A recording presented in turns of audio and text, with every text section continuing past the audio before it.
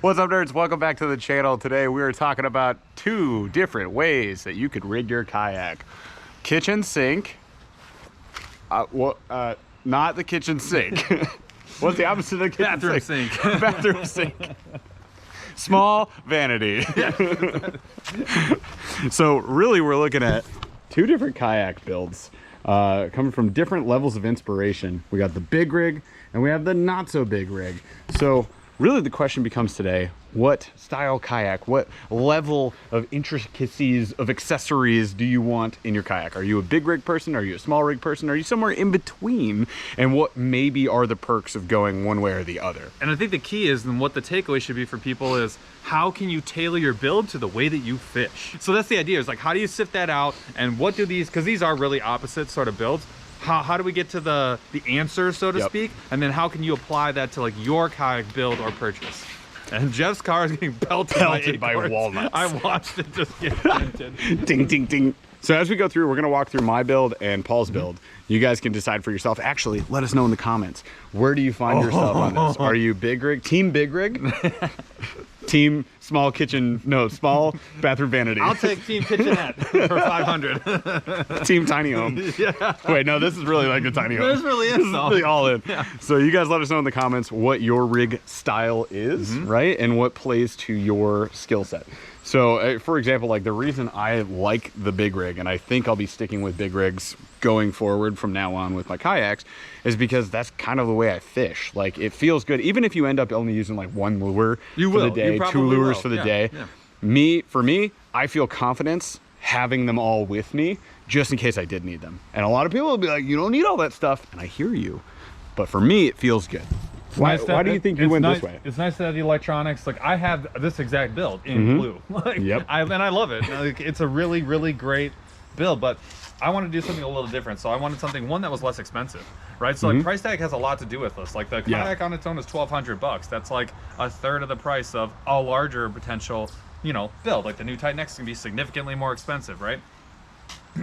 The other thing too is I like that it's slim and trim. So maybe I'm only bringing 2 or 3 rods. That's like that's typically going to be like my standard. So I'm bringing less. It keeps me focused and it makes my decision making just a little bit easier. So this is not going to be a full walkthrough of each of these boats, but let's go real quick overview of each of them, and then we can talk pros and cons, and then you can, hopefully that helps you decide on the type of rig that you want to run. So we'll start with this one right here. So this is the Hobie Pro Angler 360, and these are base model priced right now around $5,000, and that is because they were on sale. They were $6 grand for the past couple of years. I think they were $4,500 flat for nothing in them when we bought them. When we bought them 4 years ago. Years ago. Yeah, it's been a while now that we've had this, and then you have the same one in blue. So it's the 360 drive. There's the drive right there. This is the biggest difference between the 2 boats. You're talking about not just pedals, but a pedal that can go whatever direction you want it to go in. So this is the biggest difference. Like Jeff's got a pedal in here for emergencies, but it never gets used. Control with that handle right there. So I literally never bring the paddle with me. Never. Oh, you don't? No. I don't have it. Wow. With big rigs, sometimes you're gonna see in-hull storage for rods. So we got the rod tubes there. There's 6 of them on the Hobie Pro Angler 360 14-foot edition. We got a big comfy seat that's sitting a little bit higher on the boat than you're gonna find on other boats. We got big storage area in the back. Typically with these bigger rigs, you're gonna have a lot more storage. So I have tons of room right there. I have tons of room up here. The monster bin with room on the inside for all the electronics. Oh, there it is. So that right there is the Garmin setup for forward-facing sonar. On big rigs, you're typically going to see 1, maybe multiple screens in that 10 to 12 inch size range. And then we've got storage under the seat. So we got for all my plastics 8 billion there. plastics. And then we have in-hull storage. For the drop-in. Right here, there's a drop-in bucket. So I have tons of stuff in there. So this literally is the kitchen sink. Oh, wait. Side bin. There's more. Cup holder. Great. Gigantic battery. We're going to have room for. Spot for a huge net. Spot for the big net, which was necessary today while we were out there fishing with some of these pike we were catching. And then, you know, you have to have wheels. You have to have extremely sturdy wheels. These ones are pretty decent. They come from Boondocks, so you can check them out if you want to. I've been running them for a while. But that is a big rig. If you're planning on taking a lot of tackle, if you want to have a lot of gear, if you're doing a tournament, if you're doing overnight fishing, if you're doing multi-day trips, like this is money for that, because I can just have it all packed up and I don't have to reset it, reconfigure it, or do anything. This is pretty much set in spring and it stays that way until it gets stored in fall. Other than the plastics you decide to bring and what boxes go into the crate, like this is done deal. This is also, it doesn't seem like it, this is extremely streamlined for storage. It is. Like I know where everything is. Because the rods lay down. They're not in the way, and you don't have to move them around to get them into the back of the truck. Other than the fact that the thing weighs like 250 pounds loaded out. More. And dragging it with these wheels is a pain in the rear end. Other than that, like it's a sea ballerina, and it really does a great job of being like streamlined package for getting in and out of the truck, and then like it stores all your stuff. So it's really nice. So that's a great example of a big rig. Other big rigs that you're gonna see on the market right now are gonna include the brand new Native Titan X, which is one I want to get my hands on. Obviously you got the Hobie Pro Anglers, and then you have things like the Native Slayer. The Old Town. The Old Town, like the Big Water or Sportsman, you know, all of those things. So they're bigger boats, wide beam, lots of stability. 38 inches, I think, beam here. You're going to be able to stand on this with all the confidence in the world. Usually pontoon, tri-tune hulls, so they're super stable. They're not fast, but they are super stable, and you're able to comfortably stand up and cast. And you got enough power or torque. Really is like another example. Like I can tow people with this thing. I'm not going to beat them in a race, but I got some torque, and it makes managing windy days as well with this setup pretty dang easy. So what does a light setup look like? Here's Paul's boat. So the concept here, this is the Crescent Light Tackle 2. The concept here is that a lot of the stuff that you would normally add onto the boat is just molded in. And a lot of the stuff here is meant to be really flexible. It can do a lot of things very well. You don't have like one specific thing for this, one specific thing for that. It's more like general flexibility. That keeps things also very light because you're not adding things in to do what you need to do. So from a storage capacity, it's probably the biggest difference. So you have a front hatch, but it's just open, right? There's no like drop-in bin. So I have a bag for the stuff that you definitely need to have, and I have an empty water bottle, and like that's it. There's nothing else in here. Electronics-wise, I'm running much, and storage-wise too, you're talking about, you have these open bins. This is what I talk about with flexibility. Like I have a handle here, I have baits here, I have line here, there is stuff, but this is just like an open tray to do what you need to do that day. Same with the cup holder. Sometimes I have line in here, sometimes I have drinks in here. You do have the up and down seat, but it's not as like complex as like a full build because there's just less pieces. It's really one strap in the front that goes all the way to the back. You loosen this up, this can go down into these holes, so you have a low and a high position. But again, there's not a ton to this seat. It has the lumbar support, but it's 3 straps. It's just very simple, and that's the idea, simple and lightweight. Versus, if you guys are familiar with the Vantage Pro seat from Hobie. You're turning the handles, you've got gears, you've got lock nuts back here. This comes up, this comes forward and back. There's a lumbar support. There's a whole separate arm to keep it up back here. It's just, it's not bad, it's just different. It does 1,000 things. Exactly. Now this is probably the one thing that I have that's a little bit bougie, and this is the black pack. I do like this, but it's a little bit heavy for just like this build in general, but it is really nice. So to clarify real quick, this is what we would consider a light build. You can obviously go lighter. You could go no crate, you could go an old school milk crate, and there's plenty of other ones that are in existence on the market. So just quick pointer, also you can go without the sonar. These are still like, this is a very light, cheap sonar setup. Quick. Yeah, for sure. Yep. Yeah, it's just, this is probably the heaviest of the light things that are on here. Right. But it does carry a ton of stuff when you need it to. So I've got a lot of big baits, BFS tackle, terminal tackle. You have the same type of storage under here. So I have terminal, I have my day box, I got a lot of plastics under there. But again, it's flexible. A lot of times I don't bring that much. So a lot of times I actually have it where all I do is undo these bungees and the whole box comes out because I don't bring it every time. Yep. For rod storage is a big thing. Jeff had a bunch of ways to store rods. I've got these 4 rods, and like that's it. Really, this thing is meant to, there's rod butt stoppers here, and then there's little rod slots here for you to have rods going up this way. So most of the time they're gonna be on the deck. It's just an open deck. That's just flexible and easy. That's what it is. Electronics wise, so Jeff's battery, it's definitely overbuilt. It's a big boy, as you can see, but that thing will run for like 2 weeks, like no problem. You do not have to do anything with it. Mine, much smaller, but it's really light. It doesn't weigh anything, and it fits in the back of this bag. So it's just, again, just not much to it, not very expensive, gets the job done, runs 3 or 4 days worth of fishing, no problem. Comes up to the unit here, very simple unit. Like, there's not a lot of cords and cables. You saw all of Jeff's cords and cables. I have one. Like, there's just not a lot to it. It's also a heck of a lot less expensive.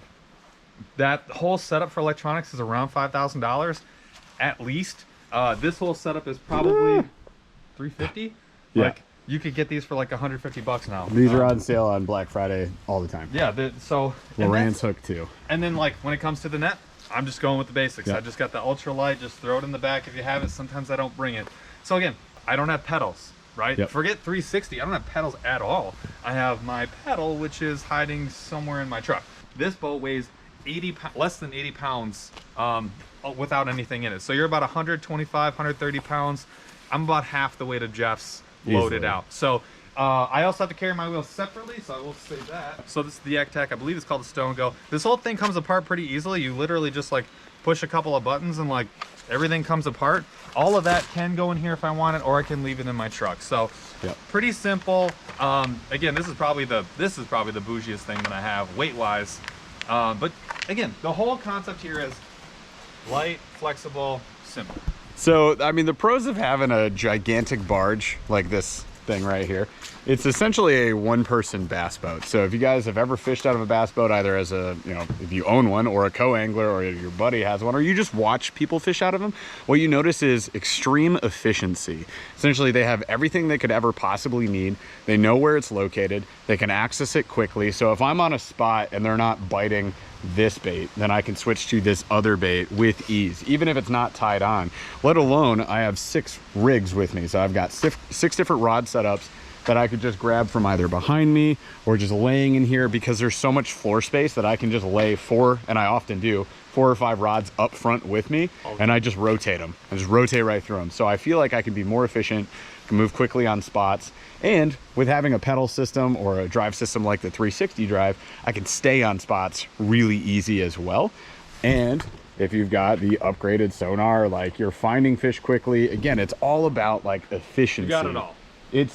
There's a lot of stuff going on here, and I know where everything is. So I feel very confident and very comfortable and very efficient when I'm out fishing and trying to obviously catch the fish, right? So that is definitely a huge pro for me.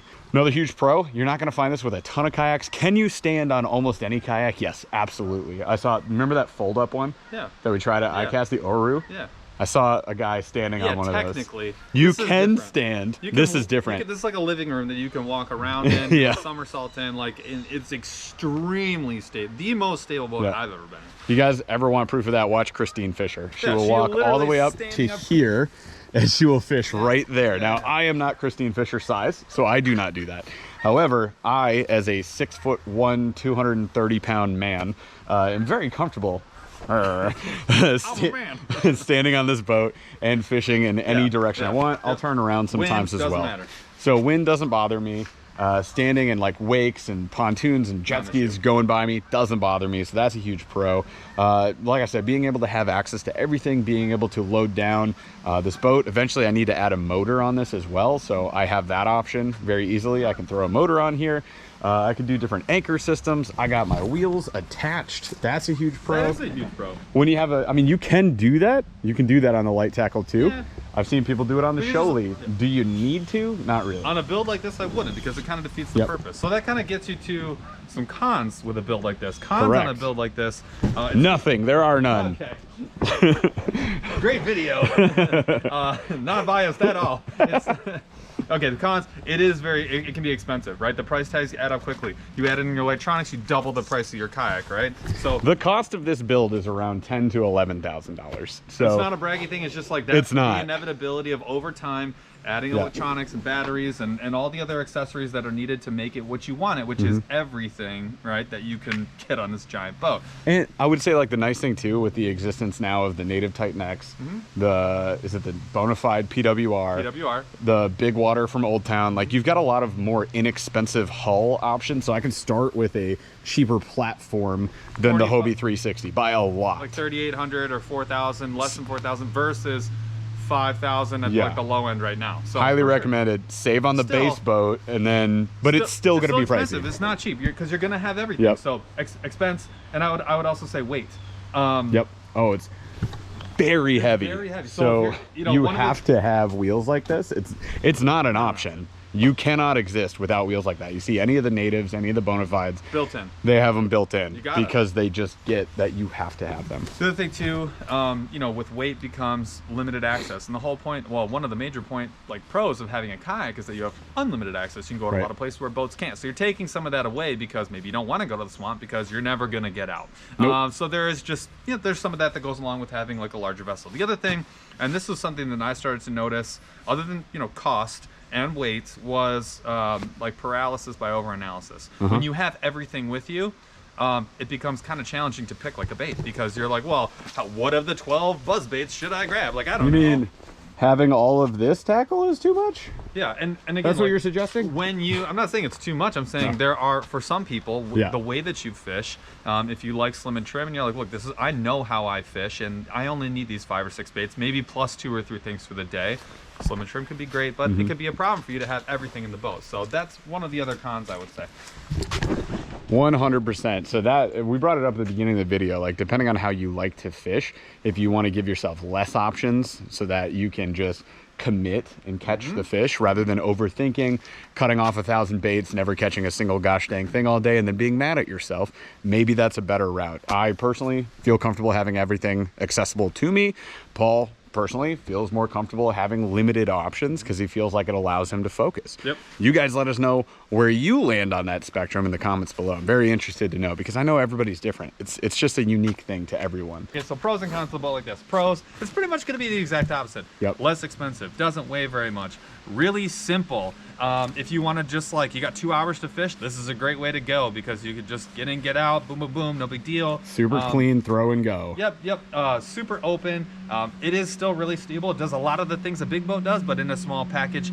They're way less expensive. $1,200, like $1,300 ish for the base kayak, and then you don't really need to add a lot. You're bringing the rods, and that's basically all you really need. So you just don't need a lot to do a lot. It's also very flexible. So boats like this a lot of times are going to be built for success in a river and success in small streams and success on large lakes and small lakes. That's how this boat is built. This boat that's this big kind of can struggle in trim water and some other limited situations. You just hit my boat with an acorn. $5, you owe me acorn. And it's like, so the flexibility is really nice. Cons, you don't have everything that you want. When you start adding things, it starts doing other things less well. So as I add more electronics, as I add the black pack, as I add bolt on the wheels and all the other things, all of a sudden I'm making a lightweight boat act like a heavyweight boat, and it doesn't do quite as well as it did before. You don't have pedals. That's a giant con. I don't care what anybody says. I enjoy the paddling. It's not a big deal, but it's a con for a lot of people. And there are just less amenities, right? The drop-in bin is like a Jesus. Just cars getting assaulted. Sorry, car. Sorry, truck. You just have less amenities. The drop-in bin is super nice. All the side storage options are really nice, but so you are losing some amenities. But again, it's trade-offs. It's what do you like? It's knowing how you fish and how you want to fish, and then customizing your rig for the way you fish, right? So there is no right answer. There is no wrong answer here, and I guess that's the point. You can build one of these out, and I think that's fantastic. If this works for you, you're going to be happy. If this works for you, it's going to be great. There's nothing wrong with having a Sun Dolphin, right? Like, I've had that boat for a long time. The 35, 40 pounds, sit inside, one rod, some worms, go smack them. Like that, there's nothing wrong with any of those. But again, how do you fish? Customize your build for the way you fish. All right, you guys, that's all we got for you today. Let us know in the comments below where you land with this. Let us know what rig you're running right now. I want to hear what kayaks everybody's in. Maybe some of the accessories you like to run or not like to run. That's just something that we're really interested in. We're super stoked to be going down to Alabama to fish with a bunch of folks with different kayaks and see. I just, honestly, as a nerd, I want to look at everybody's build. I'd be like, what did you do? Why'd you do that? Tell me more about that. It's just really cool to see that. So maybe you saw something on our rigs that you liked, and maybe you can give us some ideas in the comments below. We appreciate y'all. Thank you so much for watching. We'll catch you on the next one. Okay, bye.